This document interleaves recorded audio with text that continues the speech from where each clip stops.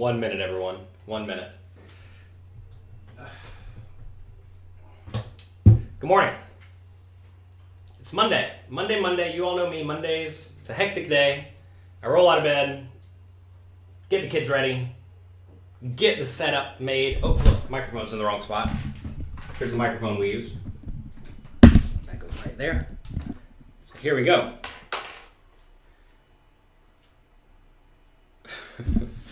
All right.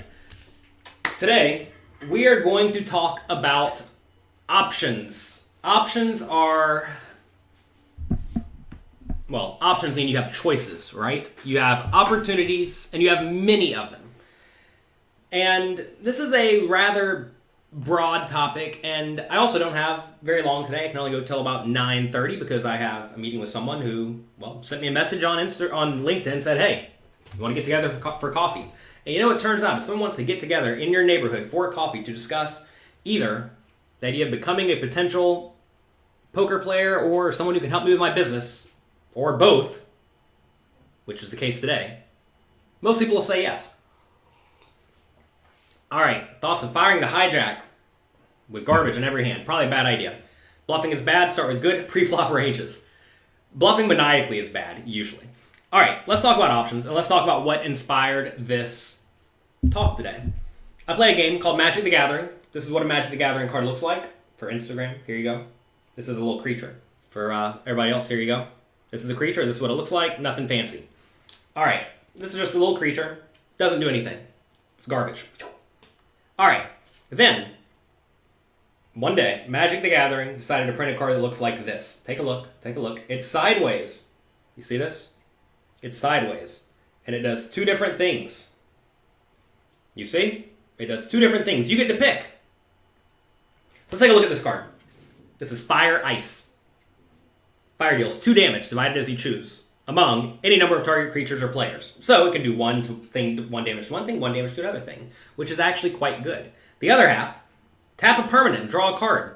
Turns out in Magic, drawing a card is really good, because for 2 mana, drawing a card is overcosted but fine, and then it does something else. So, Fire Ice is perhaps one of the best optionality cards. It gives you opportunities to choose what you do, right? And you get to choose very different things. It turns out having many options for very different things is quite powerful. For example, if you walk into a casino, you walk into the poker room, and you see a no-limit hold'em table, a 7-card stud table, a limit hold'em table, and a deuce-7 triple draw table, and you know how to play all of those games well, you have the opportunity to choose which game you play. This was me when I used to play at Bellagio all day, every day. I would go there, and I would normally play 5, 10, or 10, 20.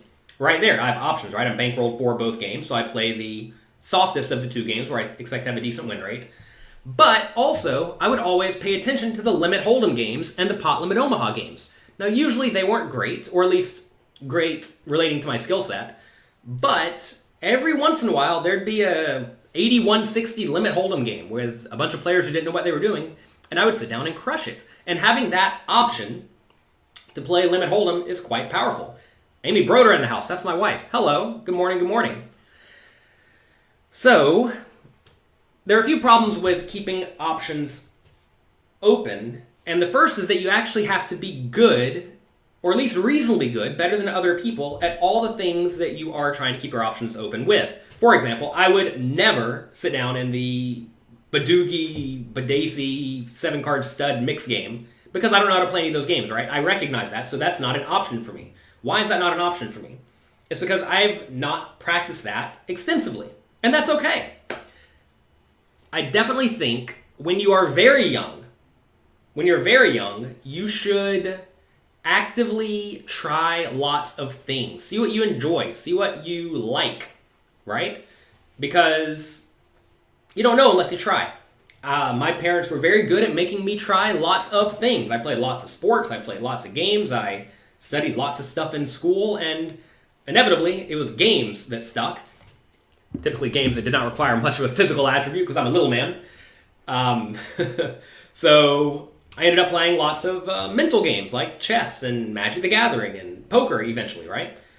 And if I did not play those things, if I did not experiment, like imagine my parents just only made me play baseball. That's all I got to do. I had to play baseball. If I had to play baseball, then, well, I would never have found poker, right? I never would have found the other games that led me into poker, and who knows where I would end up. Maybe, in some bizarre world, I would have ended up being like a AA baseball player who strived his whole life trying to achieve a dream that he could not, right? Because a lot of baseball players get stuck in the idea that I'm going to try to make the major leagues, and they just don't have the right skill set, right? Which is unfortunate.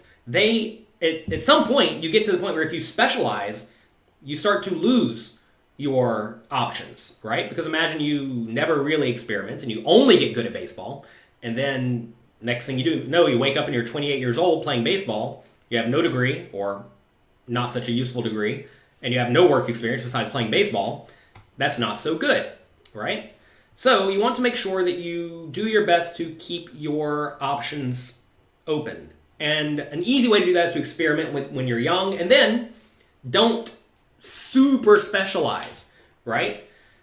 That said, eventually, when it comes to actually making a significant impact in the world or in your life or making a lot of money, whatever, you kind of do need to specialize. And I started off by specializing in sit-and-goes. Actually, I was pretty good at Limit Hold'em first because that was the only game that was played. But eventually I became a very, very specialized sit-and-go player. And you may say, well, now the sit-and-goes don't even run. Yes, I know, we killed them. And it's because we were all too good at sit-and-goes. Actually, sit-and-goes are a very easy form of poker. And it's not that hard to be pretty good at it. Which, if that's the case, the game dies, right? If there's not much of a skill required, then the game dies. Like tic-tac-toe. You don't play tic-tac-toe for money. Just like people don't play tons of sit-and-goes for money, at least at the high stakes anymore. So, anyway, at some point you need to specialize and get very good at something in order to make a career out of it, right? In order to maximize full value. And keeping... Well, the easiest way to do that is to really specialize on something a lot of the time, 4, 5, 6 days a week, right? This is what a lot of people do with their actual job. They specialize at their job. But then, in your free time, whatever that means, some people have a lot of free time, some people have not a lot of free time, they will eventually, you have to use what free time you have to learn something new. The problem a lot of people run into is they don't spend their free time developing their skills. They don't invest in themselves, or they just squander their time, right? And you don't want to squander your time because you only have so much time in this world. And I think it's important to try to always be learning new things to the best of your ability. I mean, I'm a good example of this, right? Where I essentially start off playing Limit Hold'em, realize quickly Limit Hold'em's not where poker's going, so we switched over to No Limit Hold'em, sit-and-goes, because that was an easy way for me to make money playing this game. Eventually I realized sit-and-goes are dying, so we switched over to multi-table tournaments and then cash games. And so now, if there is a good-looking No Limit Hold'em game of pretty much any variety, I am happy to go play it. Also, I have that Limit Hold'em skill that we developed a long time ago. I've also developed Pot Limit Omaha skill, because that seemed like a game that maybe was going to take off, but it didn't. But I'm still not going to hop into a mixed game, and I sure hope poker doesn't go the route of mixed games, because I have no experience at that, right? And realize there, though, that I have some pretty good options, right?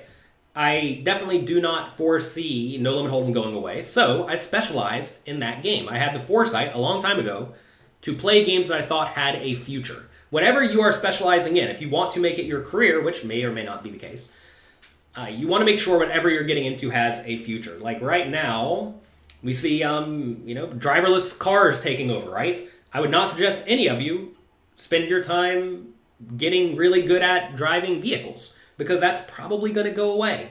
Maybe, maybe not, but it's definitely going to go away faster than things like, I don't even know, technology designers, right? Computer scientists. A lot of that stuff's going to stick around for quite a while. Would any of my content be useful for sit-and-goes? Yeah, sit-and-goes are very easy, and the skills required translate very... The skills from the other games translate over very easily. You just have to understand that very often it's an ICM scenario, right? But sit-and-goes are a great example where sit-and-goes are not something I would suggest you spend significant time on unless your goal is only to make a small amount of money. Sit-and-goes are great to play small stakes, and turn $100 into $1,000. But they're terrible for turning $1,000 into $100,000. Good luck with that. It's going to take you forever. You'd be much better off spending your time learning a game that you think has a significant future. And saying those aren't coming back. And a lot of people say, oh, what about Short Deck and Badoogie and Badacy and all these other games? Are they going to be the next big thing? Probably not. No Limit Hold'em is very strong. It turns out the incumbent in most scenarios is difficult to take down. And it's hard to take over someone that already has a gigantic amount of the market share. So yeah, options are very, very, very, very good, but you need to have something that you are always good at. Like me, when I walked into Bellagio every day, I knew I was going to play either 5, 10, or 10, 20 no limit. I was going to. I have that option. I'm always going to do it, and I'm going to have an edge in that game because I'm very good at no limit hold'em, right? Whereas we had the option to hop into the Omaha 8 or better game, or the PLO game, or the what was the other game I said? Limit Hold'em. And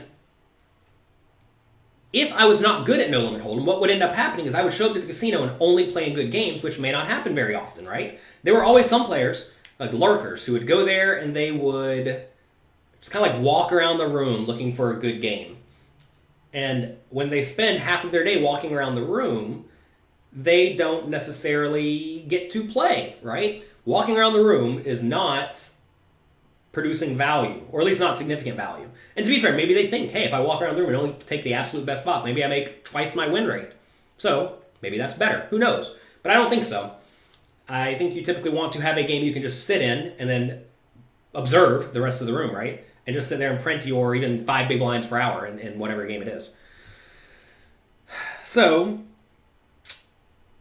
how do you develop those skills? Well, you use your free time. Make a point to use your free time to learn new skills. And those new skills, you may want them to not be poker related, right? I spent a lot of time learning marketing, right? Because I wanted to have the option to not have to play poker all day, every day. So I could stay home with my family, right? And I spent all of my free time doing this. And, D. Monty says, who has free time? Well, turns out being a professional poker player, you have a lot of time commuting. And when you're commuting, at least in my opinion, if you're listening to music, you're probably screwing up. Because you should instead be learning something.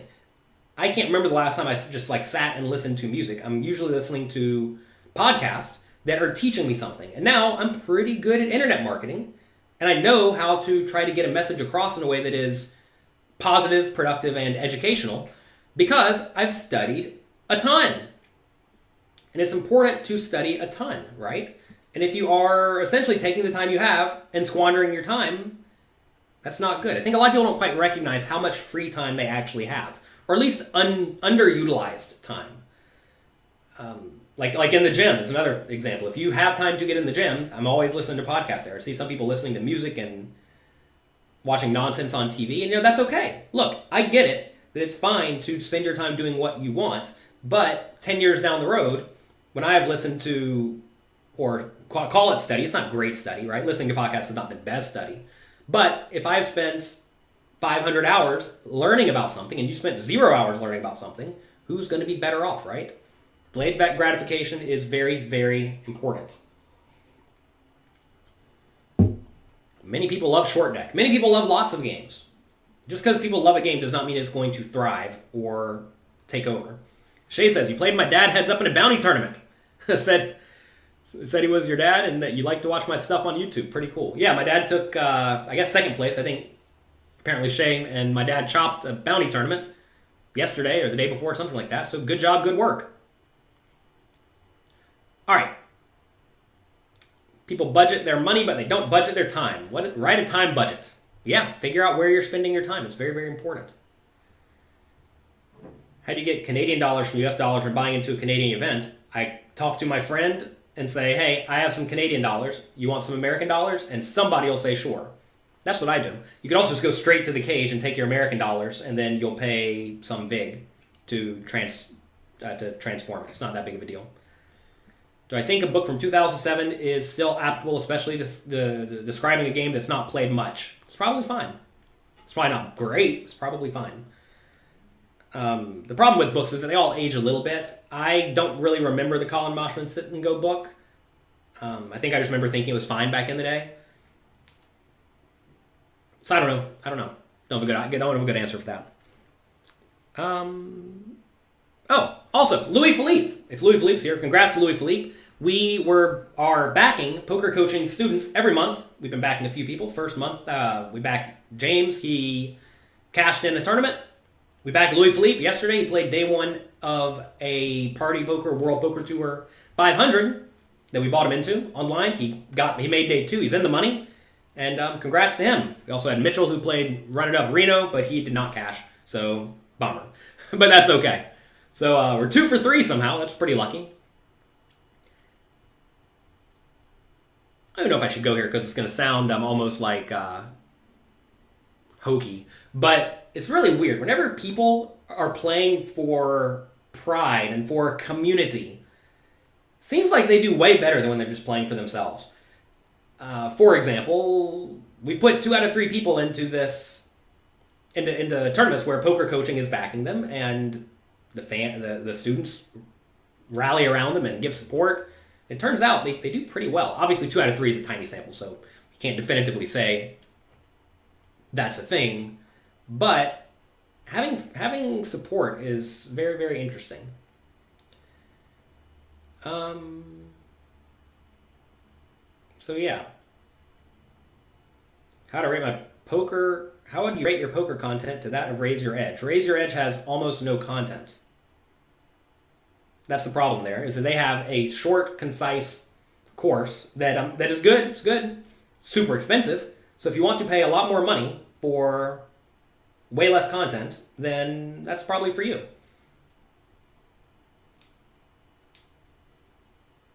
But it's definitely good content. I mean, you're going to find that most people out there who are putting out high-level content, the content is roughly the same. Everyone's trying to follow whoever's having the best results on any individual day. But then when you watch everyone's content, you realize we're all teaching roughly the same thing because we're all teaching you how to play poker well.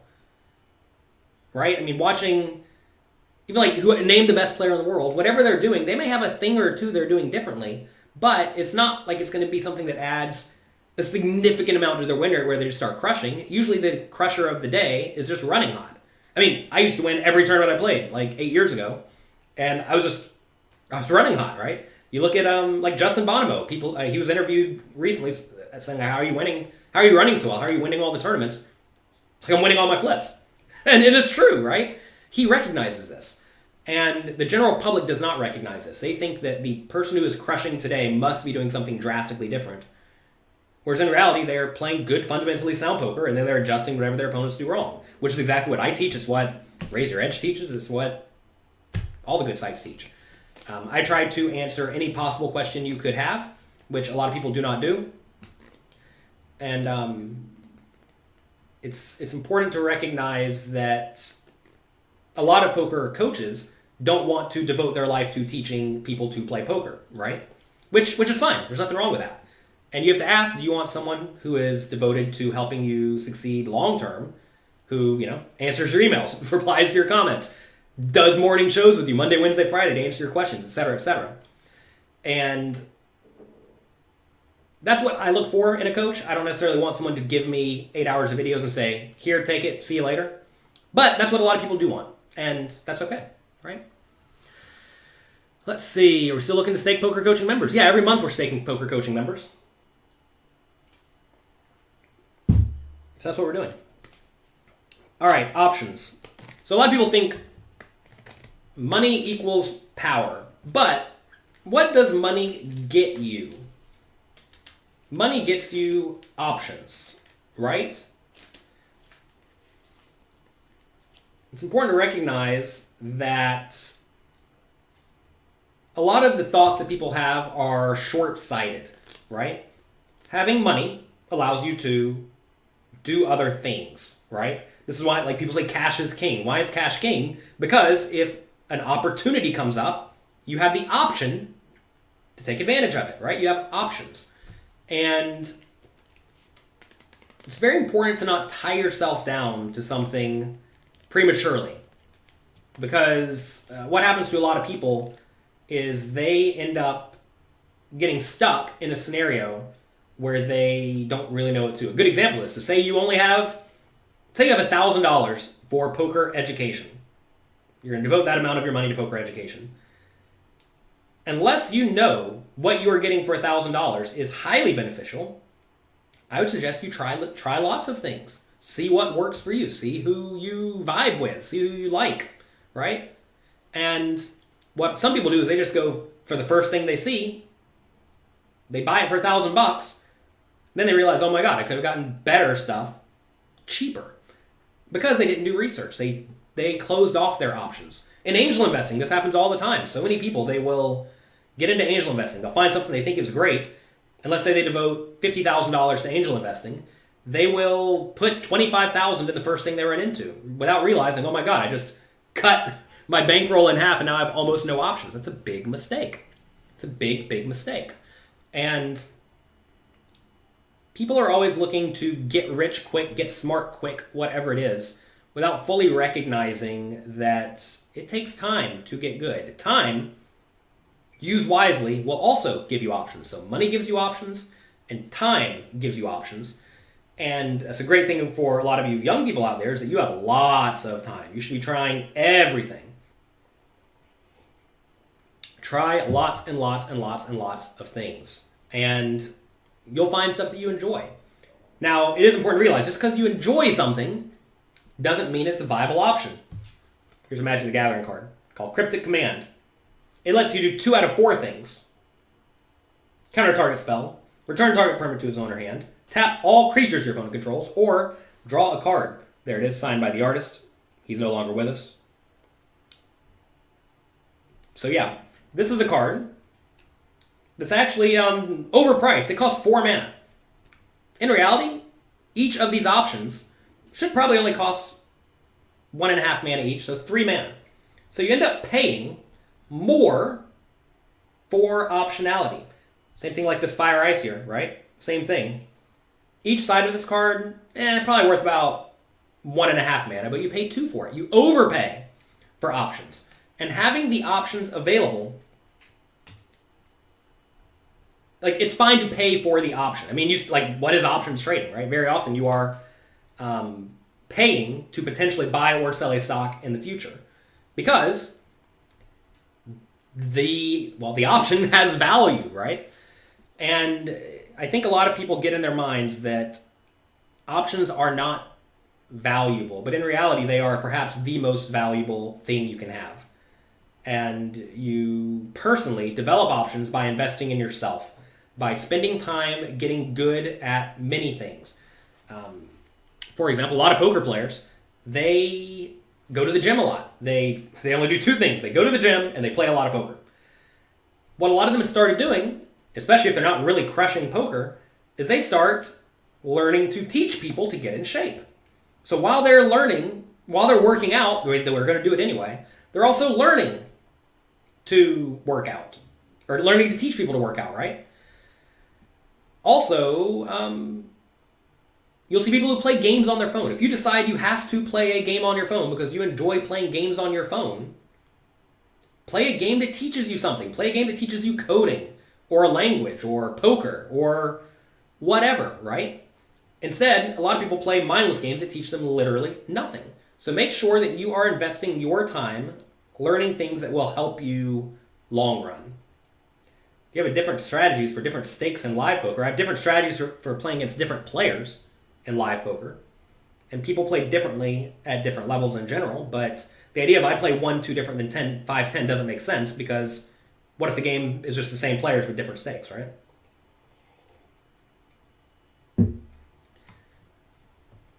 You could lose your job today and start making money tomorrow. That's exactly it. And I think you need to set yourself up to be in that scenario. For example, if poker just didn't exist tomorrow, Jonathan Little would end up being okay because Jonathan Little has additional skills. If you put all of your eggs in one basket, it's fine to have all of your eggs in one basket for a short period of time, but you always want to be learning. One thing I used to do whenever I was learning when I was playing poker, I was playing a lot of sit and goes, is I would take 1 day a week to play tournaments, because on Sundays the tournaments were big, and also it gave me some experience because I thought that those were where poker was going. Turns out I was right about that one. And also I would try to learn other games. I would spend about 6 months at a time. Learning additional games like Pot Limit Omaha, Deuce to 7 Triple Draw. I spent 6 months on every game, sometimes more, depending on if I thought the game actually mattered. And that gives you at least some base level experience in case you need it. Speaking of poker apps, DTO often has a bet of 1.1 big blind on the flop into 5 or 6 big blind pot is correct. You can't get over that. Well, when you have a range advantage and a nut advantage, you usually want to be betting frequently and small on uncoordinated boards. We discussed this thoroughly at pokercoaching.com/cash in the cash game class. If the board's coordinated, though, and is good for your range, and you have the nut advantage, like say it comes ace, queen, jack, you're going to want to be betting bigger, because if your opponent has nothing, they're going to fold to any bet, and if they have a pair, it's a pair usually with a draw or whatever, and they're going to call a bigger bet. So Alan, don't think I'm a bigger bet person. Think I'm a optimal bet person. And for example, as a good example of this, I don't bet minimum in these spots. Why? Because people call too often. If you bet 1.8 big blinds, they call the same amount as if they call 1.1. So you might as well just get more money in the pot with the range advantage and the nut advantage. It's important to realize when you are playing solver against solver, that's not real world poker. So recognize that, right? So many people think, I need to play GTO all the time. If you do that, you're going to take your money and you're lighting it right on fire. Gary, anytime you have a problem, please send an email to support@pokercoaching.com. Where should you play online poker in America? Go to jonathanlittlepoker.com/USA. Spoilers, there's not very many good options. But I outlined the least bad options in that video. And it's subject to change on a day-to-day basis because inevitably they close and they jack up their rake or they get hacked or whatever, right? Stuff happens. So the other problem with videos is videos age, especially ones on time-sensitive things like what's the best site to play on in America, because if I made a video 5 years ago, it would be very different than it is today because the sites have completely turned over. Many of the sites that are now around today didn't exist 5 years ago. Those that were around 5 years ago, they all closed up shop and many of them took everyone's money. So I'm a pretty big fan of studying history. I'm not saying go and read history books, but I am saying pay attention to what happened in the past. For example, long time ago, before many of you played poker, there was a site called NetTeller. It still exists. For a while, it was going way worse for them. But when basically all the funds in there were frozen. Everyone thought NetTeller was perfectly safe because it wasn't a gambling site. It just held your money. Turns out, though, people's money was locked up in there forever. I remember I took 5th place in the PCA, and Isaac Haxton was at the final table. He took 2nd. He put all of the money in NetTeller, like $1 million, and it got locked up for a year. Okay, well, clearly, what are the lessons from this? Don't keep significant money in any of these sites, even the quote-unquote safe ones, the obviously safe ones. Also, don't keep money in the poker sites, because you saw what happened to people's money on Full Tilt. It was locked up for years. Some people's money just vanished, right? Like on a lot of the American sites, or they have it, but they won't cash you out. So anyway, learn from the past. Don't keep significant money on any of those sites. That's my biggest suggestion for playing on any site in America, or any poker site in general. Just don't keep much money on there, because you never know what's going to happen. So many people out there in the poker content creation space are paid by sites that operate shadily. And if someone is sponsoring a site that is breaking the law and operating in a very gray area, realize that content creator is probably not necessarily looking out for your best interest. And that's okay. It is not, I want to make this really clear, it is not my responsibility or any other content creator's responsibility to take care of you. Now, if you have very good morals and you try to protect your audience, like I try to do, you will not ever sponsor a site that is shady in the least bit. Because every once in a while, your whole audience gets screwed.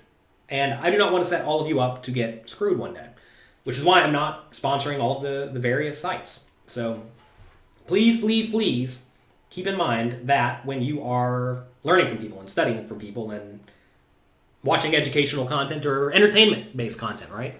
A lot of people are using poker content creation as a get-rich-quick scheme to try to get money off of all of you. All right, enough off that rant. Get off that rant, Jonathan. What time is Jonathan Jaffe's webinar today? Yeah, we're having a webinar with Jonathan Jaffe, one of the absolute best poker players in the world, in my opinion. Actually, beat him heads up for that giant trophy back there, the tall one with the globe. That was fun. He's one of the best heads-up players in the world. I was somehow lucky enough to beat him. And he's doing a webinar tonight discussing button versus big blind strategies. Do not miss it. I believe it is at 8 p.m. Eastern time tonight. He's going to be making content every month for Poker Coaching Premium. You can check that out at pokercoaching.com/premium. Let's see. You arrived here at a good moment. Options, yeah. Well, speaking of options, right? If you play online poker and you have, let's say, $1,000 for poker, a great way to make sure you keep options open is to have all of your money not on one poker site, right? Because if it goes down, you're screwed. Sometimes it's worth going through a little bit of logistical hoops to get money in and out, and that's very, very useful because every once in a while, if you put all your $1,000 in the site, you will get it locked up. Having a rough time with English today. I apologize. English is not my first language. Actually, it is, unfortunately. More Magic content. If you want more Magic content from me, I have a Magic the Gathering Instagram account called Daily Magic Muse. I post a Magic card every day. I've been doing it for like 3 or 4 years now. Just for fun. Going back to options, right? In theory, if I had to, I could run a Magic the Gathering store. I don't want to. I wouldn't have a great hourly rate, but I could, right? Because I have developed those skills in my part-time, right? Find things that you enjoy and do them for fun. Do them for free.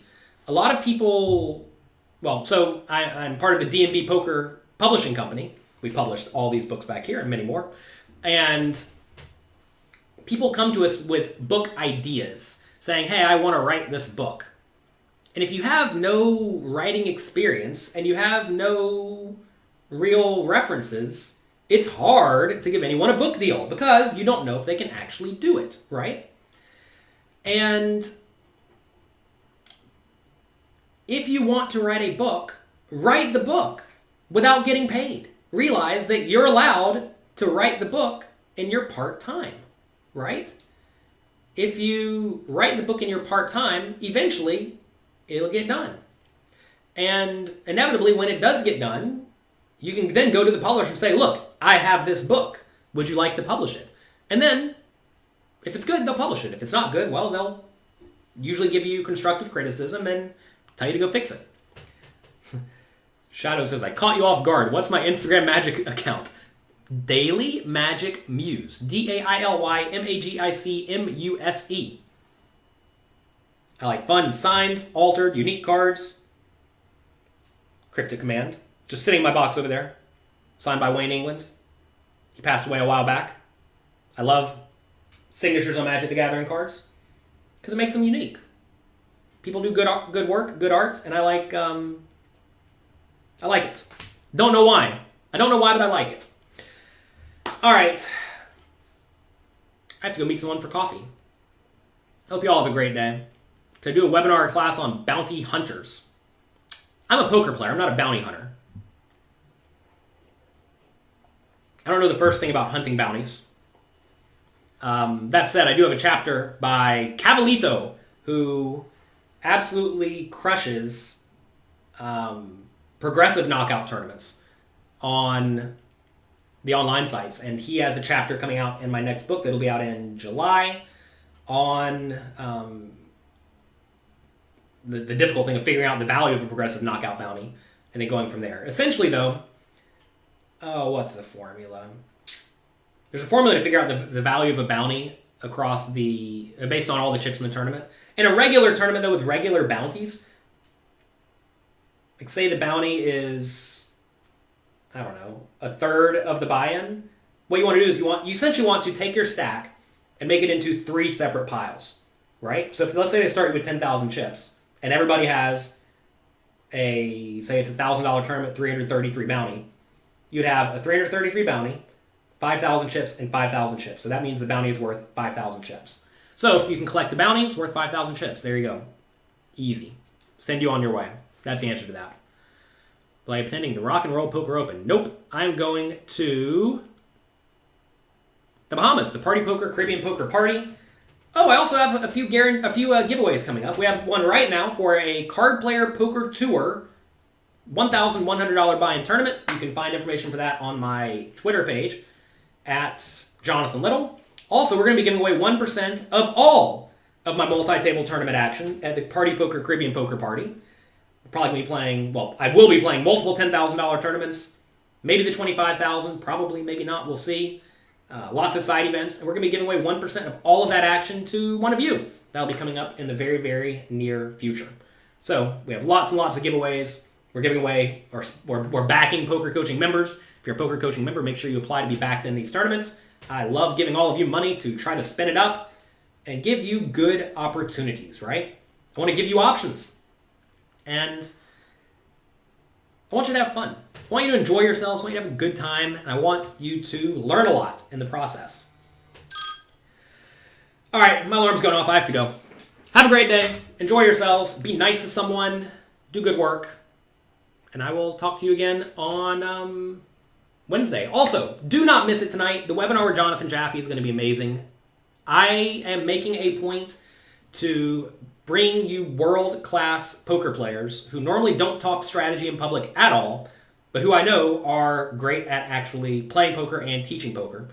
And Jonathan Jaffe teaches many of the absolute best poker players in the world, and now he's going to be teaching you tonight, 8 p.m. Eastern Time. If you're on my email list, you should have the link. If you're not on my email list, I'm sure there's a link posted on Twitter somewhere at Jonathan Little. So check it out. Good luck. Have fun. See you again on Wednesday.